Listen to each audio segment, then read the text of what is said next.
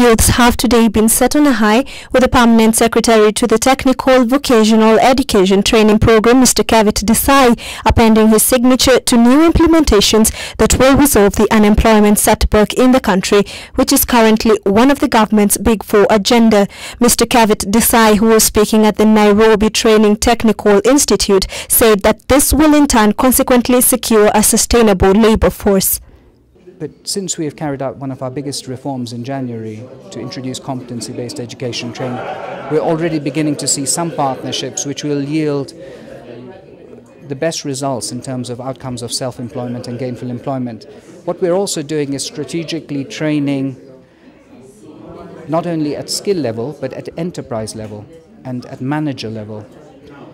If you have, for example, a well-trained farm manager, he's able to influence hundreds of other people in employment and ensure that he's able to create the traction of volume of employment.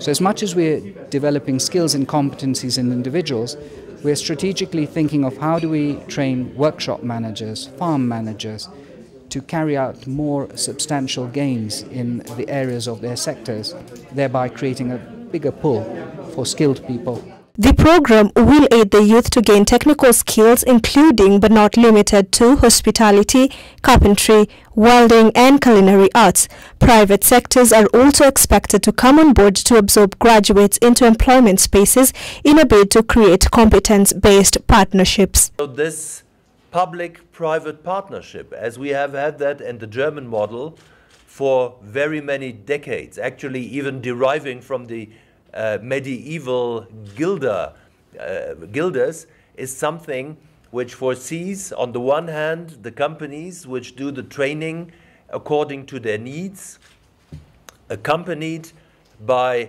public institutions, public training institutions which have the curricula which meet the demands of the private sector and thereby guarantee employability. This is the key factor of it. And as we have identified between Kenya and Germany, this as a priority, as a new priority of our cooperation, be assured, as long as we have development cooperation and economic cooperation with Kenya, this will be in the focus of our mutual interest.